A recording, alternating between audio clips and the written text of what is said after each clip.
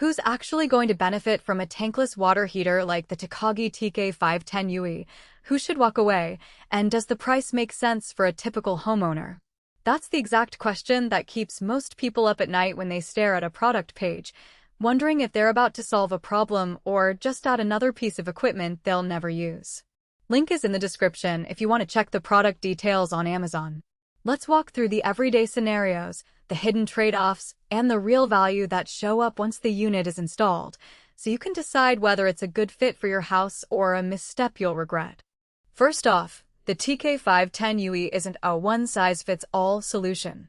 It's designed for light residential use and for feeding radiant heating loops, which means it shines when the demand is modest and steady rather than when you need a massive flow of hot water for multiple showers, a dishwasher, and a washing machine all at once. If you're living in a 2- or 3-person apartment, or you have a small single-family home with a low-flow shower head and a modest bathtub, this unit can comfortably keep the water temperature stable without the energy waste of a traditional tank. On the flip side, families that routinely run 2 showers at the same time, or households that rely on a large bathtub, a dishwasher, and a washing machine simultaneously, will probably feel the throttling effect. The water may dip in temperature, or the flow may slow down just as you need it most. One of the practical strengths of the Takagi model is the dual thermistor system, one at the inlet and one at the outlet. In everyday language, that means the heater constantly monitors both the cold water coming in and the hot water leaving, adjusting the heating element to keep the output temperature as close as possible to your set point. I've seen a lot of cheap tankless units that overshoot or undershoot, leaving you with lukewarm showers in the winter and scaldrisk water in the summer.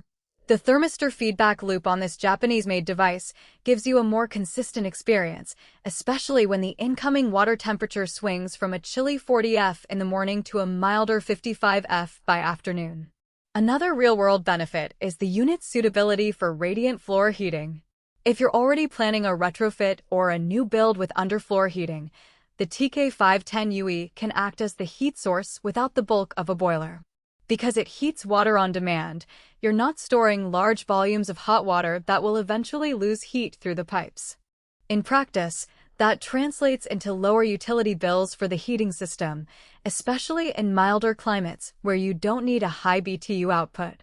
Homeowners who have already installed a hydronic floor system will find the size of the TK510UE a good match for a small zone loop, and the constant temperature monitoring helps avoid hot spots that sometimes happen with older, less precise units.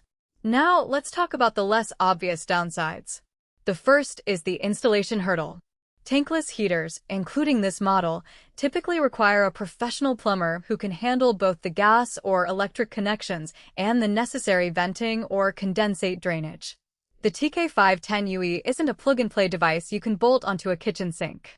You'll need to make sure your home's water pressure is within the manufacturer's recommended range. Too low and the heater can't maintain the set temperature. Too high, and you could stress the internal components. This isn't a budget DIY project. The upfront cost of professional installation can sometimes eclipse the price of the unit itself, especially in areas where labor rates are high. A second hidden trade-off is the flow rate limitation.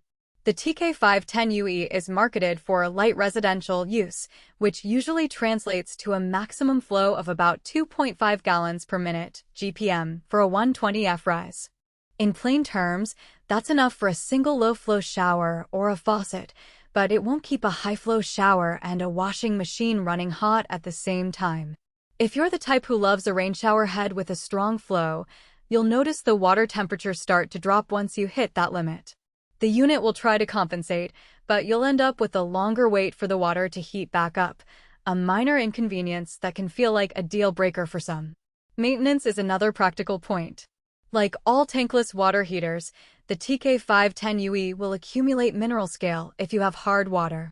The thermistor sensors are sensitive, and scale buildup can throw off temperature readings, causing the heater to work harder than necessary. A yearly descaling routine with a vinegar solution or a commercial descaler is recommended, and if you skip it, you might see a gradual decline in performance. This isn't a massive chore, but it does add a small recurring task that you need to factor into the total cost of ownership. So, who should hit the Add to Cart button?